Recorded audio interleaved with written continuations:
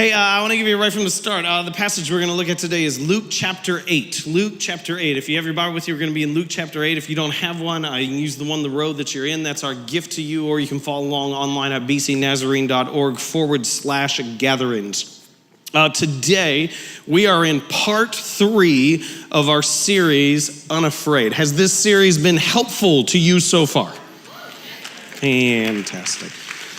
Hey, I want to give this note. I don't need to give this to this group as much. I did say this in the 9 o'clock group. You guys are already there, but I want to remind you of what you're already doing, okay? And that often backfires with me, with my family. It's like pick up your shoes. They're in my hand. I was like, I'm sorry, so I don't want this to backfire on me. But I want to explain a little bit of what we're attempting to do here on a Sunday morning, if this will make sense, is my natural tendency in terms of how I teach and how we prepare messages and stuff like that is to take something confusing and obscure and make it like graspable, make it something that you can hold on to.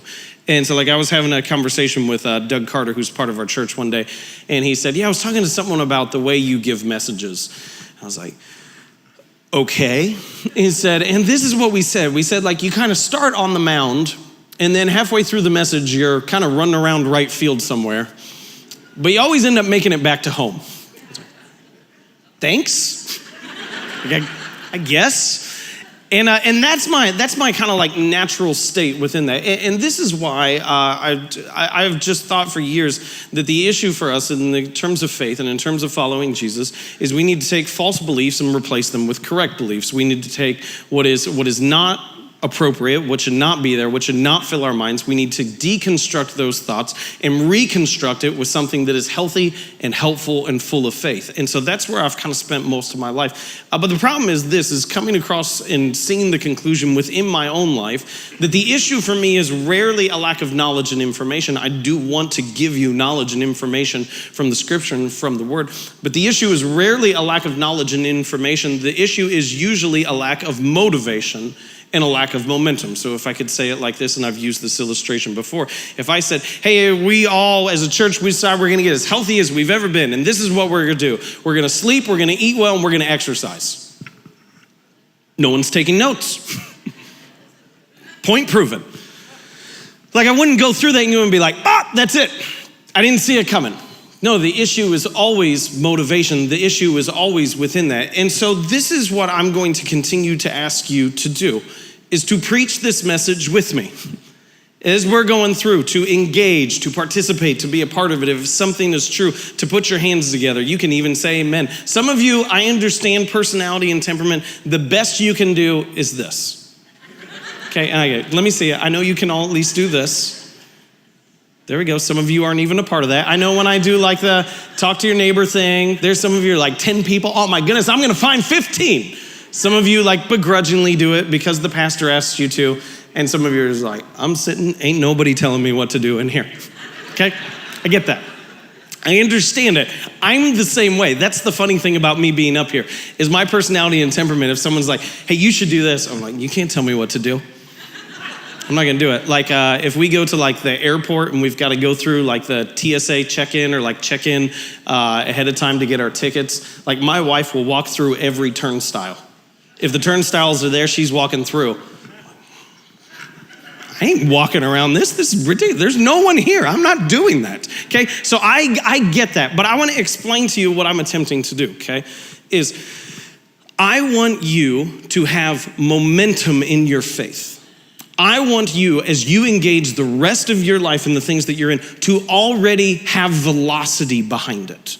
And that happens through what we do here on Sunday morning. So if we say it like this, if you and I were to race each other, and let's say we're gonna run a 50-yard dash, and I'm not fast, okay? I'm not fast. But if you start standing still, and I get a running start, I'm going to win. It doesn't matter who, I'm going to win that race. Because if I've already got velocity and momentum, it is easy for me to carry it through if you've got to get started. And what happens here every single week is I don't want you to hit those doors and then have to start running. I want you to already be moving. I don't want you to still always be wrestling with stuff. I want you to go, no, this is what God has called me to. This is where I'm going. And I want you to have velocity behind your faith and velocity behind your discipleship. Does that make sense? Do we understand what's happening with there? Okay, so when I ask you yet again, and I'll continue asking this, I won't give the whole long thing because we're just in the introduction. I've already lost 3 minutes, okay? And I don't have time for that every single week. I'm going to say, hey, I need you to preach this with me. Do we see what we're doing? Can I count on you for that? All right, there we go. I'm excited. All right, Luke chapter 8. Last week, as we've talked, third week on fear, we talked about the idea of fear in our past. And we talked about guilt and the way in which fear is present in our past. Today, this is what I want to do, is I want to look at fear in our future. I want to look at worry and often anxiety as well. And I'll look at what does it look like for us to be locked into our current state and where we are right now because we're afraid to dream and imagine of what God has for us. And for some of us, what has happened is we have faith, we have belief, we have confidence, but we feel stuck. And today I want to show you maybe why you're stuck and the things that you can do to actually move into the future that God has for you. So Luke chapter 8, starting in verse 26, I need to give you this as a heads up, okay?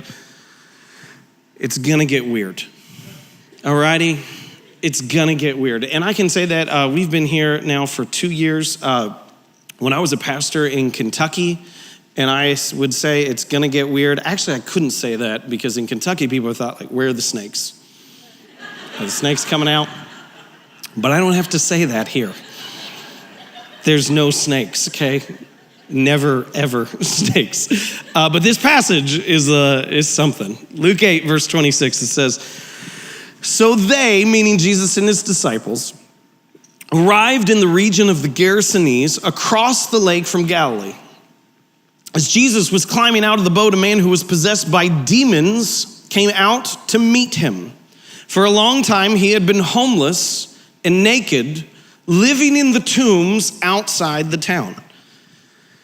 As soon as he saw Jesus, he shrieked and fell down in front of him. And then he screamed, why are you interfering with me, Jesus, Son of the Most High God? Please, I beg you, don't torture me. For Jesus had already commanded the evil spirit to come out of him. The spirit had often taken control of the man. Even when he was placed under guard and put in chains and shackles, he simply broke them and rushed out into the wilderness completely under the demon's power. Jesus demanded, what is your name? Legion, he replied, for he was filled with many demons.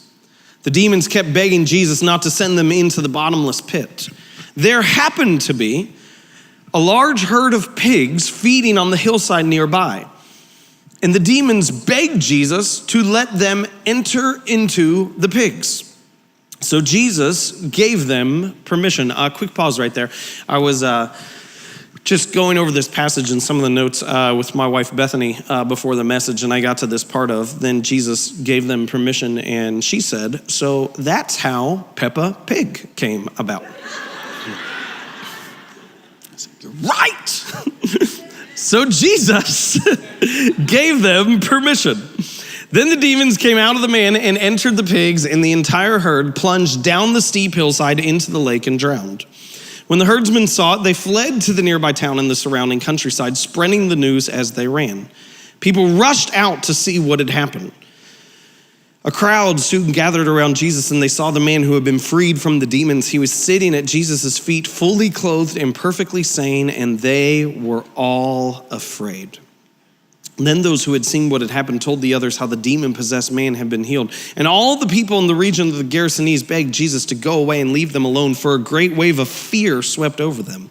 So Jesus returned to the boat and left, crossing back to the other side of the lake. The man who had been freed from the demons begged to go with him, but Jesus sent him home, saying, no, go back to your family and tell them everything God has done for you. So he went all through the town, proclaiming the things Jesus had done for him. And here's an important thing. So we find this account is in the book of Luke. So there's this guy named Luke who was impressed by God to write down these things that happened. Luke includes this. Not all the writers who we have their accounts of the life of Jesus include this. Okay, so we have Matthew, Mark, Luke, and John. This make up the part of our scriptures that we refer to as the Gospels because they tell the story of the life of Jesus. They don't all include this story, but Luke does. And it's important to understand, Luke did not have an infatuation with pigs, okay? He's not a herdsman, he's a doctor. He's very precise. And so the language that he uses within his account of the life of Jesus is very precise.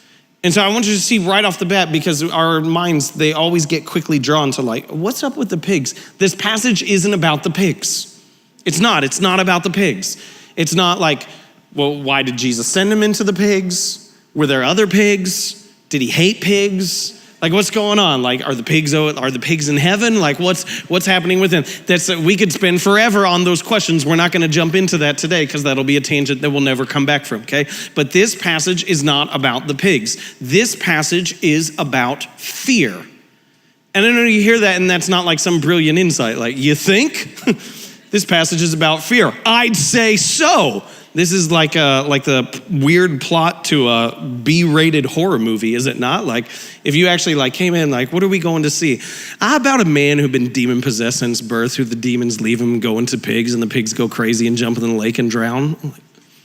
I'm scared. I'm a little scared. Not as scared as I was at The Ring or Blair Witch Project, but I'm a little scared. I'm not gonna lie about that. That throws me off. And so this passage is about fear. But I want to show you, this is so important, precisely where the fear comes into this passage. Because it's not where you think it'd be. When we tell the account, we tell the weird stuff that happens, but where the fear takes place in this passage is so significant. So let me show you where it isn't. The fear does not come in here. There's no mention of fear when it talks about the man who was possessed by demons, homeless and naked, living in the tombs. That's a little scary, right? We gloss over that detail. That's right? If I said hey, don't mind the guy on the front lawn, Halifunny people are gonna be here next week. Don't mind the guy who's naked and living by the house there. It's actually Robbie's house, but don't mind the guy who's living by Robbie's house, who's naked, who's wandering around. He's been there for years. You'd be no, not cool. Not cool, that's a problem. I'm not okay with that. But there's no mention of fear here. There's also no mention of fear in this part of the passage. The fact that even when he was placed under guard and put in chains and shackles, he broke them and rushed out in the wilderness. That's scary, right? But there's no mention of fear. The detail that I'll admit I want in this passage is I want to know, how did they get the naked, demon-possessed man into chains and shackles to begin with? Who wants that job? That's parents arguing back and forth who's going to change the dirty diaper that had a blowout. It's you, not you. Can you imagine those townspeople around? I put the naked demon-possessed man in shackles last time. It's your turn.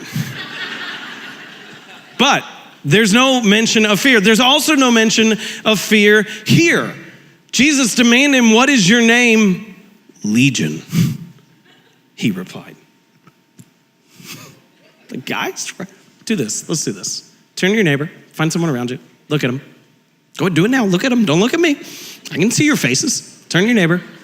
One of you look at the other one and say, "What is your name?" And the other person reply, "Legion." We kind of did the thing that they do in The Lion King, where it's Mufasa.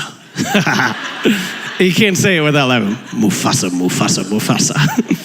I need to stop, otherwise we'll be in Lion King the rest of the morning. That's scary.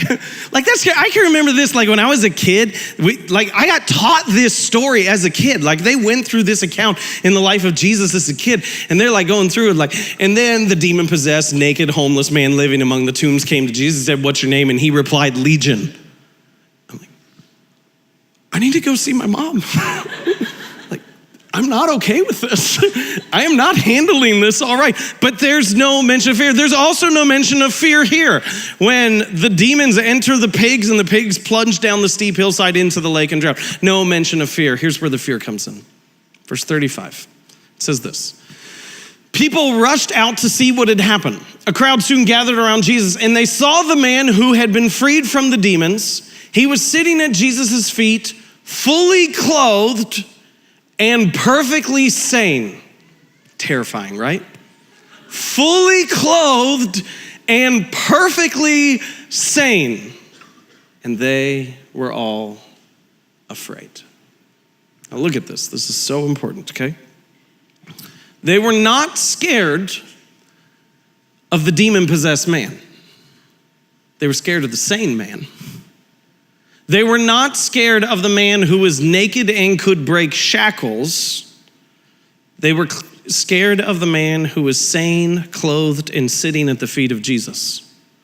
They were not scared of the man when he was demon-possessed. They were scared of the man when he was healthy, because they were used to the man who had been demon-possessed. They were familiar with the man who had been demon-possessed. They were comfortable with the man who had been, who's that out on the outskirts? It's just the demon-possessed man who's naked and breaks shackles and lives among the tombs. It's fine, let me show you inside. It's lovely in there, let's go, let's keep going. They were fine with that, but all of a sudden when that man was healthy, they're terrified. I want to give you, I know this is a little bit later, I'm going to give you the title of the message today. I'm going to ask you to say it to your neighbor. The title of the message today is Security Blanket. Turn to the person around you and tell them security blanket. We have a little, today is prop Sunday for me, okay? We have a little security blanket. We actually store all sorts of stuff in these fun boxes on the stage. I've got a box of Mike and Ike's over there just in case if I get a little hungry. So here we go. How many of you, out of curiosity, how many of you had a security blanket? Who had? Or a blanket, or a manky, or a cold manky, or a boo-boo, or a foo-foo?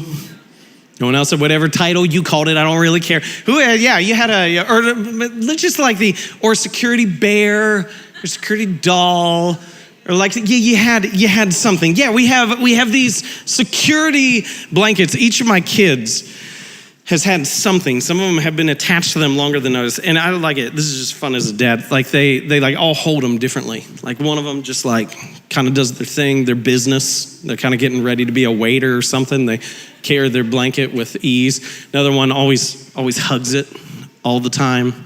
Another one holds it with one hand and sucks their fingers. Like they all have kind of like their different posture with the blanket. They go through their different thing.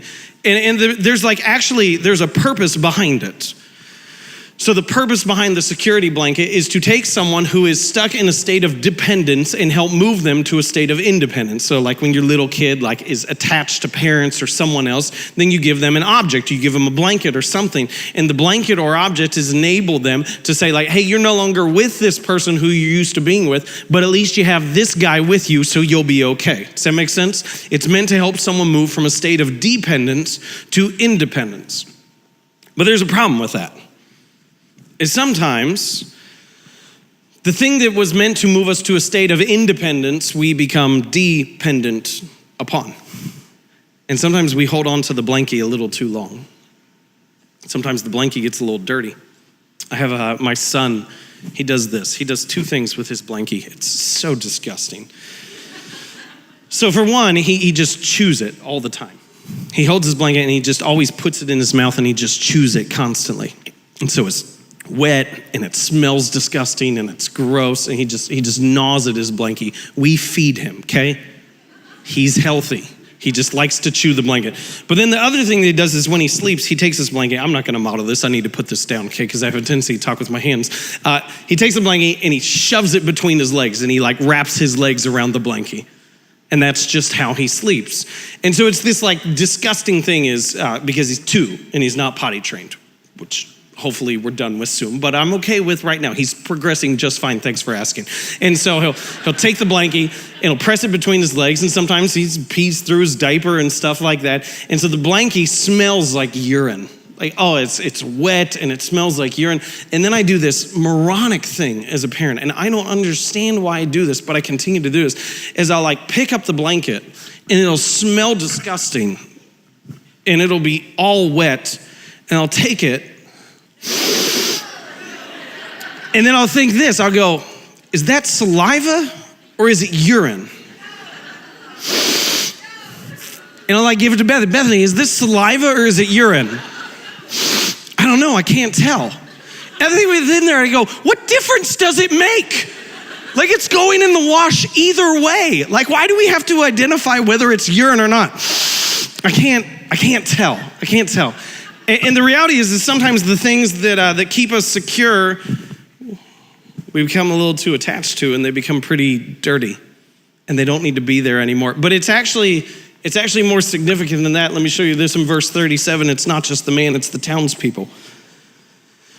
Verse 37, it says, and all the people in the region of the Gerasenes begged Jesus to go away and leave them alone, for a great wave of fear swept over them. A great wave of fear swept over them. Let me show it to you like this. This is gonna be a little awkward for me, okay? So give me just a second. We don't just hold our blanket.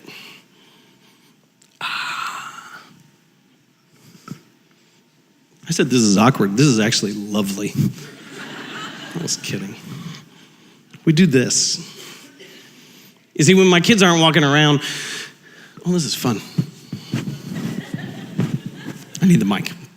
When my kids aren't walking around, they do this. They wrap themselves in their blankie. For my oldest, it's a cold manky. That's what it is, cold manky. And they wrap themselves in it. You know what another term for a security blanket is? We have another term for it. It's called a comfort object. Comfort object. And the thing that it was meant to move you from a state of dependence to independence is now simply the thing that you're most comfortable with. But the problem, yet again, is sometimes the blanket gets dirty. Sometimes the blanket, the thing that was meant to move you to a state of independence, becomes the thing that you're dependent upon. And so we see in this example, we see the townspeople were so used to the man being demon-possessed that they are uncomfortable now that he's healthy. Have you ever tried to get healthy in a relationship that was unhealthy? Ever tried to do that? Or ever tried to approach conflict in a healthy way in an environment or a culture that was toxic and was full of dysfunction? It's terrible. And every single one of us in some way, we look at this and we think it's absurd. Why were they afraid when the man is healthy, sane, clothed, sitting at Jesus' feet, instead of when he's naked, breaking shackles and living among the tombs? But we all have these things in our own lives, our comfort objects. Here's one of mine. Let me give you mine. Then I'm gonna go for some of yours, just so you're prepped for that. We took our kids to Disney recently. And we were doing like the character breakfast thing where the people come from table to table and you get the picture with them and they talk with you. And so we're sitting there and Prince Eric came to our table. Ooh. Prince Eric came to our table. And he came in and he stopped and he like talked to us for a second. He signed the girls' books. He got the picture and then he went to the next table. And I looked at Bethany and I said, that would be my nightmare. What? Going to random strangers, having 2-minute conversations of chit chat, and then going to the next table of random strangers. Like that would be my nightmare. It absolutely would. I'm not good at that. Like some of you, you're amazing. You walk into a room full of strangers and you just chat it up. I'm the opposite. Like I'm the complete opposite of that. And so this is what I do, is I walk really fast. And when I walk really fast, it's really hard for me to do that. And so like you see me. I had someone in the church, I'm not gonna call him out by name, I think this is the funniest thing ever, is they said, oh, our pastor, he's great. But man, if you get him in the lobby, it is awkward. Yep. And so that's my comfort object, is I walk really fast so I don't have to do the thing that makes me uncomfortable because I feel better when I'm not doing that. Some of us always have to be in a relationship. We don't know what it's like to not be in a relationship. Because if we're not in a relationship, who are we? What's our identity? And the relationship doesn't have to be healthy. It doesn't have to be meaningful. It doesn't have to be headed in the proper direction. But as long as it's there, we feel better. Some of us always have to be busy. And we equate our significance with our list of accomplishments. And if our task list isn't full of checks, then who are we and what do we matter? See, the reality is this, is every single one of us have a security blanket, have a comfort object, whether it's a physical object or not. It may be our values, it may be our behaviors, it may be our relationships. It may be a relationship that we've been in for years that is terribly unhealthy, but if we were to change our behaviors, we don't know what will happen within it. I'm gonna step way over the boundaries of where I probably should go, okay? And I know it, so I'm just gonna start there. And here's the thing, know this, I've got nothing to gain from this. I've got nothing to gain from giving this as an illustration, all righty? I've got everything to lose. And it's only my concern for you that I ask this. Sometimes I'll talk to couples and I'll talk to younger couples, and people have a tendency to start getting married later and later in life, which that's not where I'm going, but I think this is a product of that. And sometimes I'll talk to people and couples, and I'll talk to them and they'll talk about their finances, and they'll talk about the idea that they have separate checking accounts. They have separate checking accounts. And I just always lean into that, and I want to go, why? Why? And here's the deal, that may be you, and I don't want you to feel pressed, I don't want you to feel pressured. This is my concern for you coming out in this moment, is it'll usually come along the lines of like, well, I don't want him telling me what to spend my money on. I don't want her telling me what to spend my money on. And there's a brief part of me for a second that goes, wow, that sounds great. I don't want my wife telling me what to spend my money on. They got this. But here's my concern within that, is that we're called, especially when we're married, to build our lives together, that the two would become one. And I think one of the reasons behind that, and here's the deal, if that's where you are, I'm sure it's not you. I'm sure it's someone else. But I think one of the reasons why people do that is they want to give them a quick escape plan. And instead of fully investing and fully committing and fully investing in the two becoming one, we always want that quick out where we can go somewhere else and be safe within that. And so you can't have two become one if you always have an escape plan. That's not gonna work. And so we wrap ourselves in our comfort. And it's not just the comfort that's at stake. One of the things that I think we often get wrong in the church, are you okay with me still sitting here? I've got to tell you, I'm unbelievably comfortable. Like I was laughing about this as a comfort object. New message structure every week. I'm working a blanket into every sermon from here on out, okay? And I'm not washing this one either. I took it too far. I get that. Here's one of the things that I think is off. And I don't think it's a lie. We just don't tell the full truth.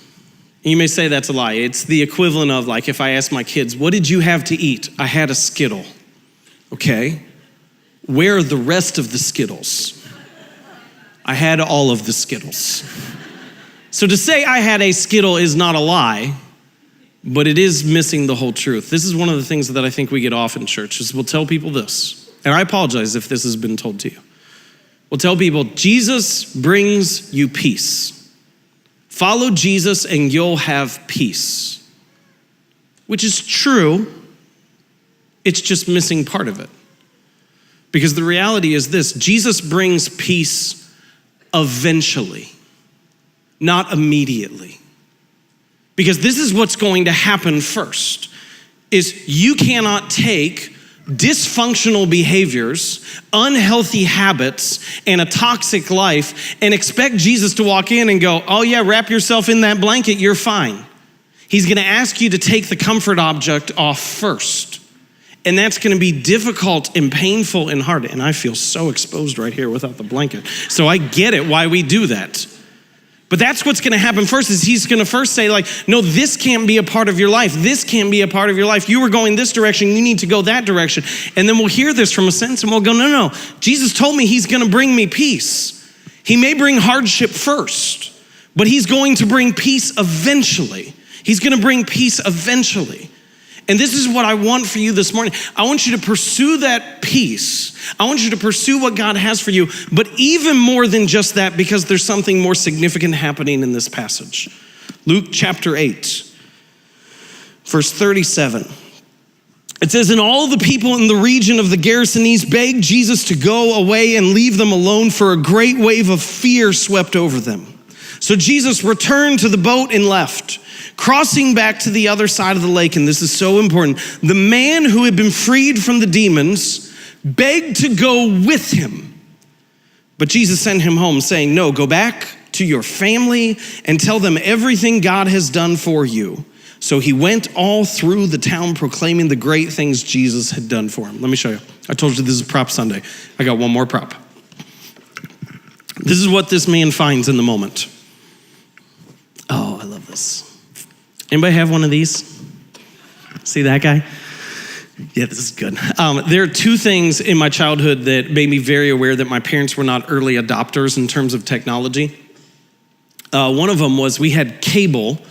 We got cable when I was a teenager, but we had a television that still had the turn dial. And ESPN and ESPN2 were on 30 and 31. This was before ESPN the Ocho, okay? There's 30 and 31, and our turn dial only went up to 25. That's the cruelest thing you can do to a teenage boy who loves sports. It's there, I just can't get it. And so that was the first thing. The second thing was this guy. We did not get a touch phone until my mom couldn't get customer service from a helpline that had the touch dial. Because she was on the phone one day and they're like, for assistance, press 5. Didn't do anything. Okay? But this is what I want you to see. Ready?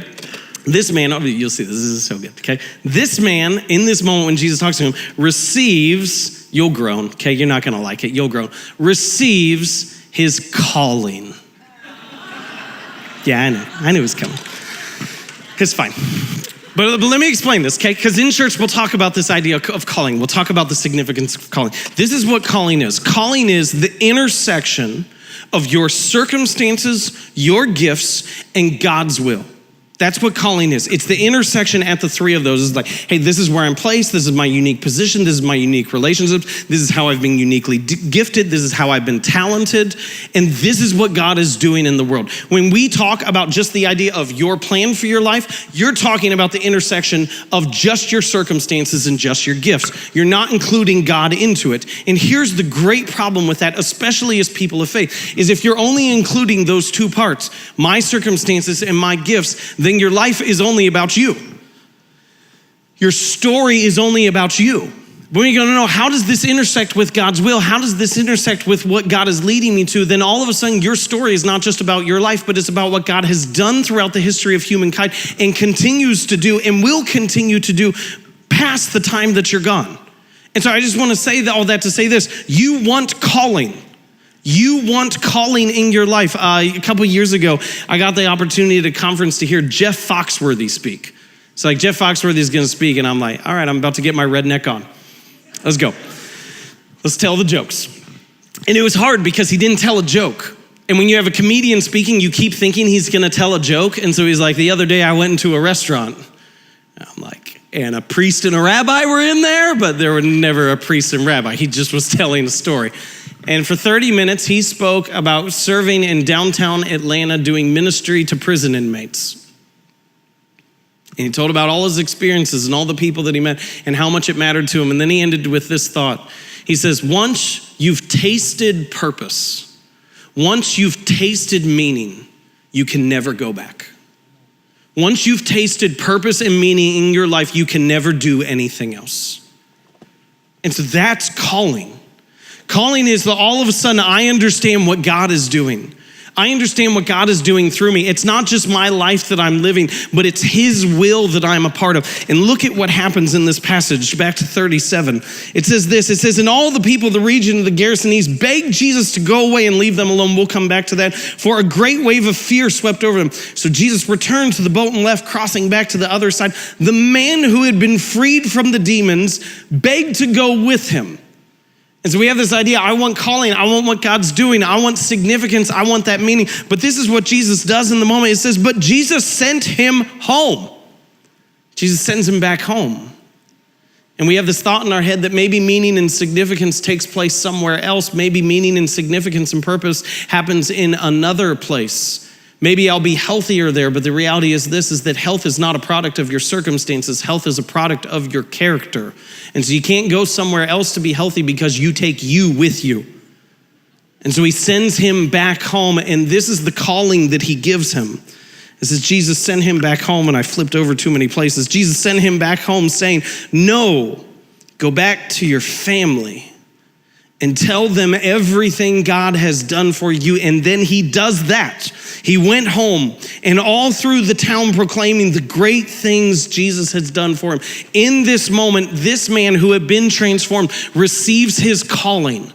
All of a sudden, his life has significance, purpose, and meaning behind it, and it matters, and he's doing what he was created to do. Let me move around. Almost lost it. We're good. This is what I want you to see, okay? I want you to see this moment. I apologize, those of you who have sensitive ears. I know none of that was pleasant for you. We want this, right? Let me just make sure, okay? We're on the same page. We want that, right? We want calling. We want to know that our lives count for something, that they're part of a bigger story. And so while we want this, the issue is, in this account, there's only one person who gets their calling. It's the man who is demon-possessed. It's the man who has been transformed. He's the only one in this whole picture who gets his calling. Who goes, no, go back home to your family. Go back home, tell them everything God has done for you. And he does exactly that. And there's a reason why only one person gets their calling. It's because everybody else is still holding on to this. And so Jesus comes in a moment and he says, no, you go. He heals him. The man is healthy. He's healthy, and everybody is afraid of what they have. And they go, no, he sent out those demons. What if Jesus messes up my stuff? What if Jesus takes what I have? And this is what I want you to see today. This is so important. Your calling will always come outside of your comfort. You cannot hold on to your comfort object or your comfort zone and find your calling. As long as you are firmly grasping this, what God's will and his plan for your life is, will always remain elusive to you and will always be outside your grasp. And this is what is so concerning to me, is I'll hear people in moments and they'll talk about this idea and they'll say things like, well, here's the deal. I just want whatever God has for me. I want to give my life to God. I want God to lead me in every single way. I want to be a spiritual leader of my family. And then it'll come back in something specific and it'll be like, great, you want to be a spiritual leader. Go pray with your family. I can't do that. That's awkward. That's weird. What are you hanging on to? No, really, like I want God to use me. I want people to look back on my life and I want them to say like, oh yes, my life is better. I met Jesus because they were in my life. And then in the next moment, you'll feel pressed to go, oh, I need to go talk to them. And you'll say to God, I can't do that. That's so weird. I can't do that. That's so awkward. Let me tell you a hurdle that we faced as a church that we're still sometimes willing to face is volunteers and going people who are willing to commit to what's happening. And this is one of the biggest struggles, especially when I first came here. As I first came here, I go, hey, we have 2 services. Could we get people to serve one and to attend another? Could we get them to serve with the kids or something else one and attend another? Could we get them to be a part of what God is doing, to be hope to our community so people can find Jesus, so parents can come and hear what God has for them, so kids can learn the hope that Jesus brings? Could we actually do that? And the thought was this, nah, people won't wake up that early. There's no way. Yes, God, send me wherever you'll lead me to go, but as long as I can hold on to my blanket, as long as I can stay within my comfort zone. And if you feel stuck in your faith, it's not about something that you have not yet pursued. It's about something that you're still holding on to. It's not about something that God hasn't made known to you. It's about something that you're grasping tightly to. And so this is what I want you to do right now. I want to invite you to stand. And I want to show you quickly this last piece of this passage, verse 28. Verse 28. It says this about the man. As soon as he saw Jesus, he shrieked and fell down in front of him. Then he screamed, why are you interfering with me? Jesus, Son of the Most High God, please, I beg you, don't torture me. For Jesus had already commanded the evil spirit to come out of him. While everyone else in the town was comfortable with the man who was unhealthy, Jesus had already commanded the dysfunction and demon to come out of him before he was near. While everyone else had become familiar with what was toxic, Jesus commanded it to go away in the moment. I want you to just take your hand, hold it like this. For many of us, this is the posture in which we have lived our lives. This is mine. These people are mine. These things are mine. This job is mine. As long as your fist is closed and holding tightly to what you're comfortable with, God cannot put anything in it. And the fear is this: if I open it up, I may lose it all. If I open it up, I can't control it anymore. God is not leading you to a posture of control. He's leading you to a position of faith. Do not be concerned about what you lose grasp of. Be far more focused on what God can put into you and what he can lead you to. And so I invite you today, right now in this moment, if that's you, let's create some momentum. Let's create some velocity in this. If that's you, and you're going, I've held on to the blanket for too long. Whether it's fearing lack of health, fearing the future, fearing something God has for me, or just being stuck in what I'm used to. I've held on to the blanket for too long. And I want calling. I want calling more. Maybe I've held my life with a closed fist and I want to open it up and I want to see what God has for me. I want to ask you right now, if that's you, would you raise your hand? You say, I want calling, I don't want comfort. I want meaning, I don't want mine. If that's you, raise your hand. Keep your hand raised. Let me pray for you right now in this moment. Father, my prayer for those who say, that's what I want, that's what I desire today, is that you would give us a desire for you more than anything else. That our familiarity would be replaced by faith. That our comfort would be replaced by calling. That our significance would not be found in our circumstances, but in you and you alone. Teach us the path, teach us the ways. Guide our steps. And God, in the moments in which we feel like we're losing control, remind us over and over again that you have been faithful in the past and you will continue to be faithful in the future. Let us be defined as people of courage.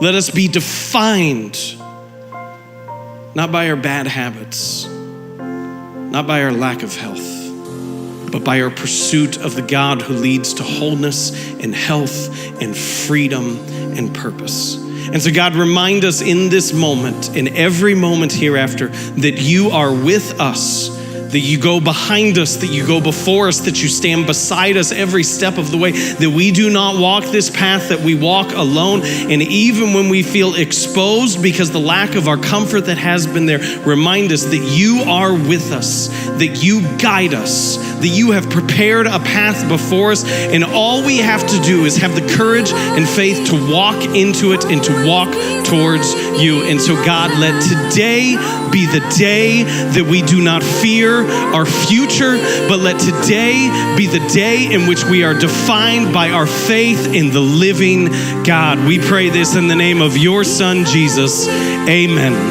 Amen.